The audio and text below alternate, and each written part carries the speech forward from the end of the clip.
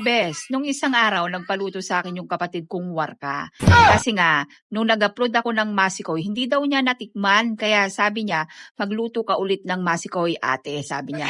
Sabi ng mga anak ko naman, nagsasawa na sila sa masikoy. Puro masikoy ng masikoy daw, kaya gusto nila bilo-bilo naman. O siya, sige, para walang away, pagsamahin na lang natin yung masikoy sa kabilo-bilo. Pero bago ang lahat, anyway mga best, sabihin nyo nga muna kung anong magiging title ng ating video na to. Siya nga pala mga best, back to cooking na tayo. Niluto ko na yung sesame at mani.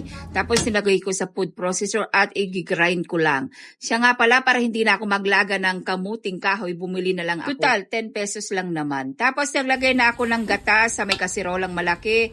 Pinakulo ko to, tapos nilagay ko na yung ating kamuting kahoy. Bali, hiniwa ko muna siya. Tapos ito na yung ating sesame, saka yung mani na ginry natin. At syempre, hindi nawawala ang latik. Pagsamahin na lang natin lahat dyan.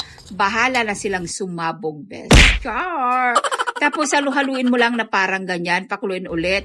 At maglagay ka ng kinayod na buko. Pagkatapos niyan, ay haluin mo ulit. At ilagay mo ulit yung ating saging saba. Hiwain mo rin siya, syempre, huwag kang sunga-sunga, best. Tapos, syempre, walang kamatayan na halo ulit. Pakuluin mo ito. Tapos, pag kumulo na, ilagay mo na yung ating palitaw na glutinous rice. Or yung binulog-bilog natin na glutinous rice, ganon. Pagsamahin mo na rin yung plat. At para lumapot, maglagay ka ng glutinous rice na tinunaw sa tubig. At huwag na huwag mong kakalimutan ang sago or fur, may nabibili sa palengke best, para hindi ka na maglaga. Mura lang naman, 40 pesos. At pakukuluin mo lamang, optional lang ang paglalagay ng kondensada. Kung ayaw mo ng matamis na matamis, wag. Kasi nga baka ma-diabetes ka mga best. Hahaluin mo ulit ito at pakukuluin ulit. At syempre, tikman natin kung talagang diabetes nga mga best.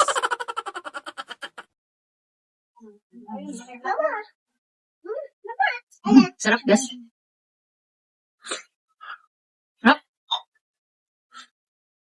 O, nasarapan si Ate Bes, ibig sabihin, masarap ang bilo-bilo at masikoy. Kaya tulungan mo na akong mag-isip nitong title na to, Bes.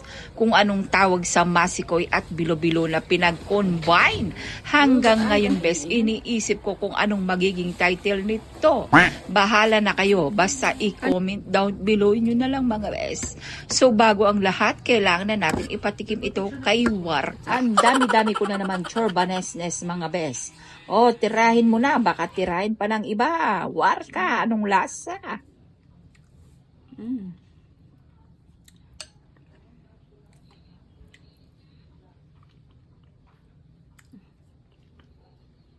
Harap.